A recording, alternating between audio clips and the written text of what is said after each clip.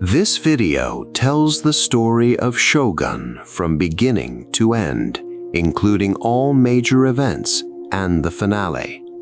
If you have not watched the series yet and wish to avoid spoilers, you may want to come back later.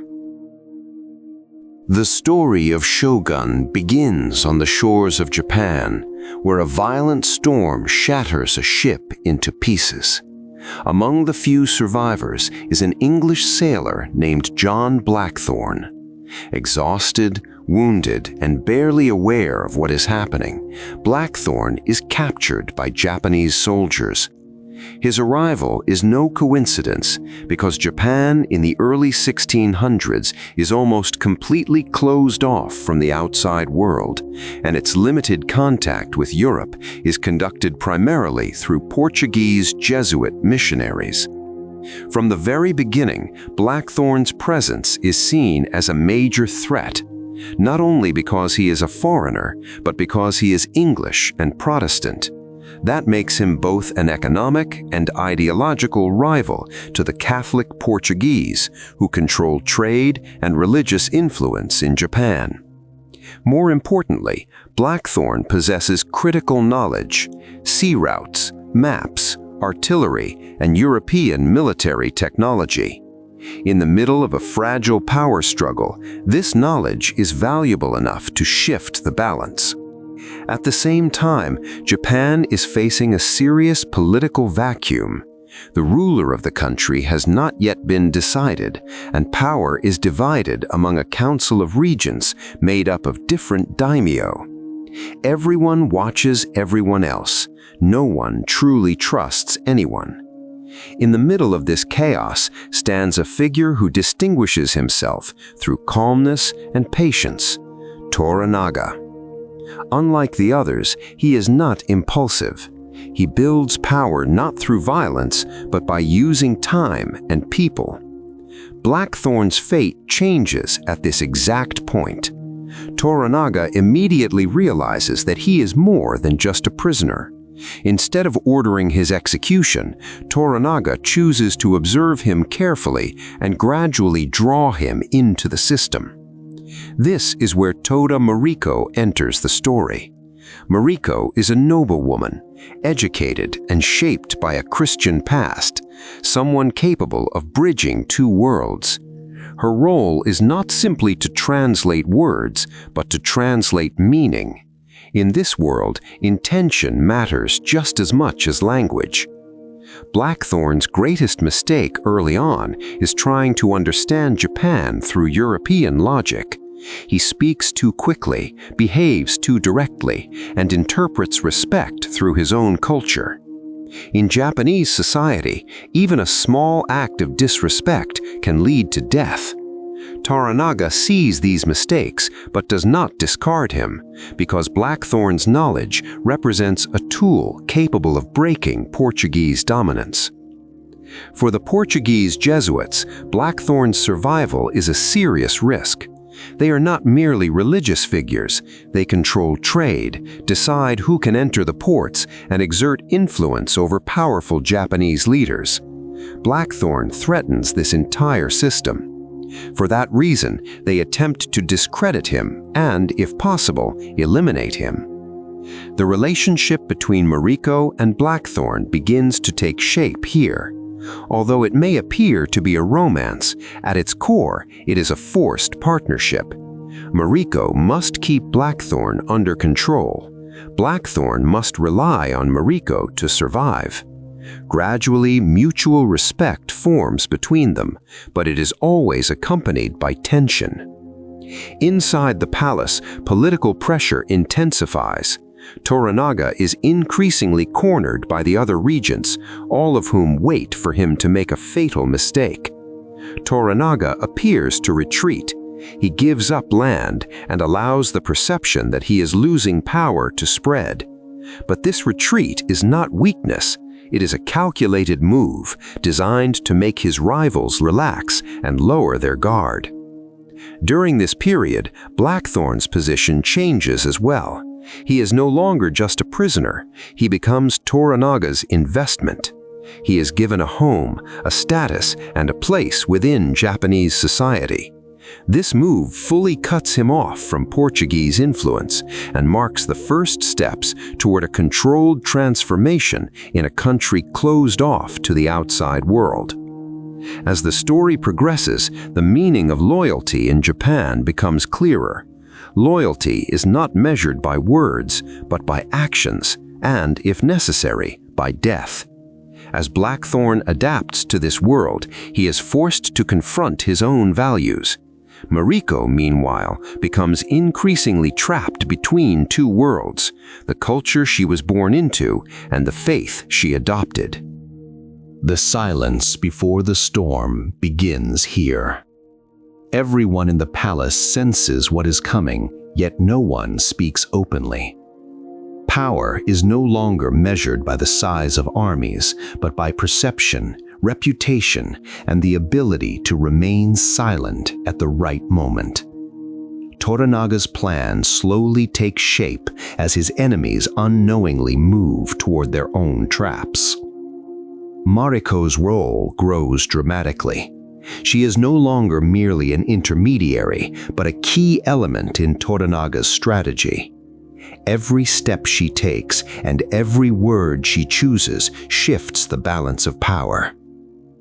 As Blackthorne is drawn deeper into the center of events, he begins to realize how vast and dangerous this game truly is. When the gates close, the palace begins to feel like a prison. No one knows who will betray whom. Those who appear to be prisoners are, in some ways, free, while those who seem powerful become the true captives of the system. Eventually, Mariko makes her move.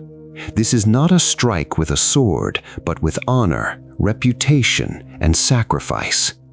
In Japanese culture, losing one's honor can be worse than death. Mariko's choice corners Toranaga's enemies, but the cost is devastating. At the peak of the story, it becomes clear that this conflict is not about strength, but patience. Toranaga creates the moment he has been waiting for. He appears different to different people, advancing step by step toward his goal. To his enemies, he appears weak. To his allies, trustworthy. To the people, a source of order. In the end, the question of who becomes Shogun receives a clear answer, but the real issue is not the title itself, it is how that power is achieved.